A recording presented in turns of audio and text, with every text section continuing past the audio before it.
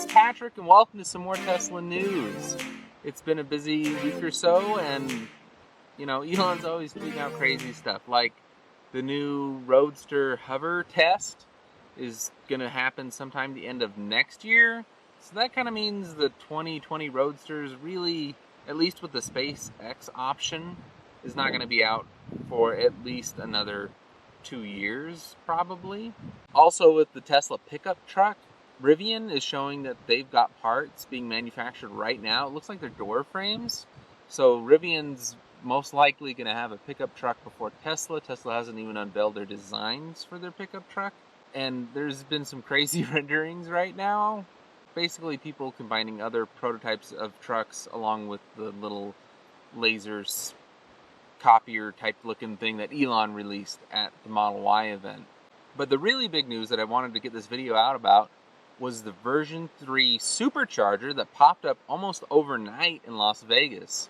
Now this is behind the Flamingo, the high roller, big Ferris wheel type thing over there in Las Vegas. It's on a Caesar Palace property, and it's got 26 supercharging stations. It's got destination chargers in there, and you're talking 180 miles in 15 minutes.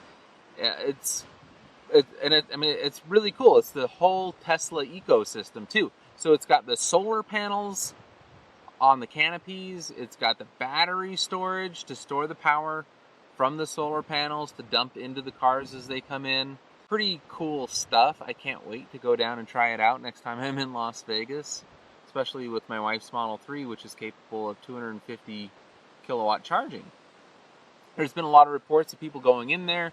Now, if you have an older Model S, they're still normally get around 85, 90 kilowatts, and they're topping out at 120, 125, which is still faster than version 2. So no matter what version Tesla you have, it seems to be making a big boost in the supercharger speeds. In addition to this new one popping up all of a sudden, Tesla updated their maps so you can see across the world where the new superchargers are coming. Here in Wyoming, it still looks like we're looking at Cody and Casper. These should be version 3 superchargers, which would be pretty sweet. Also at the supercharger, there's some craziness going on. Audi, of all companies, are trying to pimp out their e-tron. So they're parking it right next to superchargers, wanting to give Tesla owners a ride, which is kind of crazy. Like, when other electric cars are aiming to steal customers from Tesla, that's not really the market you need to go for. You need to go for the people not driving electric cars. It's kind of crazy. That's like just keeping the market the same size. We want to get people on the path to converting over to electric vehicles, and you want to switch existing Audi drivers to electric cars. You don't want to get people from Tesla driving Audi electric cars. It's just kind of weird. Yeah, the e-tron, if you like Audi cars, maybe it's the car for you, but it's just not as efficient as a Tesla. It's smaller than a Model X. I don't know.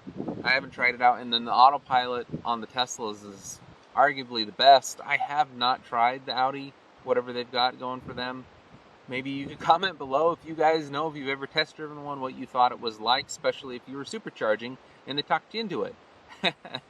I was in Loveland, Colorado, and I was also there when Tesla was giving test rides at the Supercharger for upgraded Teslas, the new Raven models, and that makes sense. But it's just kind of crazy. Now, speaking of Tesla selling vehicles, they changed their whole lineup again a few days ago, so they reduced prices on pretty much everything. They're back to only having long-range versions of the S and X, but now they're including ludicrous if you get the performance. So the top ends all dropped in price. Model 3 Performance Edition dropped in price. And this is all kind of to go with the fact that a lot of the incentives, like the federal tax credit, got cut in half again. So it matches up a little bit better. Some people are a little upset. If you're trying to get a performance Model 3, you can get it for around 60 grand now as opposed to 65. They made some Tesla Model 3 software performance ones. So like basically they're the performance ones without the fancy wheels or brakes. They do have the lowered suspension and they have the faster 0 to 60 time, and people were snagging them up for around 50 grand. So it was a pretty huge discount, and they made quite a few of them in inventory. So if you talk to somebody or you look around on Tesla's website, you might find a few of these configurations still around, and they do have track mode, which is pretty cool. And you may be able to order them off menu. You'd have to talk to Tesla. The thing they seem to have discontinued off menu is the long range rear wheel drive. It no longer exists, and that's the one Tesla that could get the 1,000 mile per hour charging at a version 3, and they don't make it anymore. And everybody's a little upset about it. I would be too if I was wanting that model. But there are a lot of secondhand used ones available if you look around. A lot of people upgraded to the dual motor or the performance ones. If you need a referral code, feel free to use mine. Pretty fun weekend. Got to go to a car show. And it was pretty amazing that this year, out of all years, like every single kid knew what a Tesla was. In fact, I was at McDonald's the other day and the kid ran up to me and says, "I have a Hot Wheels of your car." And I got to thinking about it. I was like, this is pretty cool. Like, all the younger generation, they want Teslas. So Elon and company, Tesla knows what they're doing. They're marketing for the future. It was reported that at Disneyland, they're going to switch their Tomorrowland Autotopia cars over to Tesla Model S variants. So they're going to be little electric cars. Right now, they're gas powered. And I think they're like Chevron sponsored. So they'll be Tesla sponsored. And people are going to be riding the car of the future, which are these electric cars, right? That just makes sense. And, you know, if you grow up and you have fond memories of being at Disneyland, and you thought, oh yeah, Tesla, this is the marketing that they need. They need people on YouTube like me, or, you know, all the other bazillion of Tesla YouTubers that are out there right now marketing their cars. And like, we went to an Autocross this weekend, and my neighbor, who's actually done a lot of Autocross, he did really well. Like, he was within fraction of 1 second of a modified vehicle that was just made with tires for just doing Autocross. And, you know, he performed best in his class. And my wife tried out Autocross. I couldn't because of the surgery I just had. And she did really good too. She was able to hang in there with all the ICE vehicles. Every lap she did was a little bit better than the last. And I think if she would have been able to go for another day, she would have been, you know, towards the top. So it's pretty cool. Like, you know, getting people excited about vehicles, personal experiences with the vehicles. It means a lot more than a fake TV ad trying to push something on you from some nameless, soulless, you know, celebrity that actually doesn't really even care about the brand.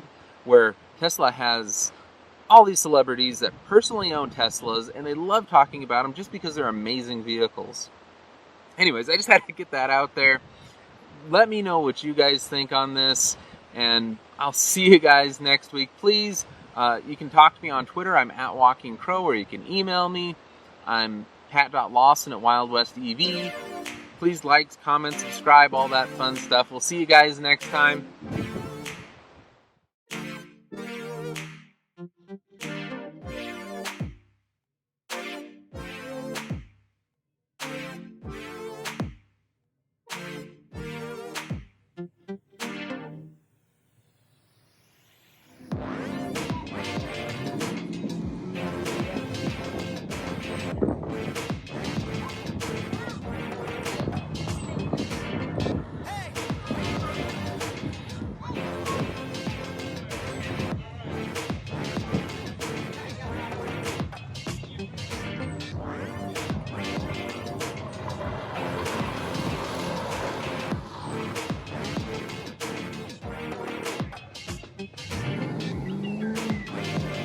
Cars. Right now they're gas lawn.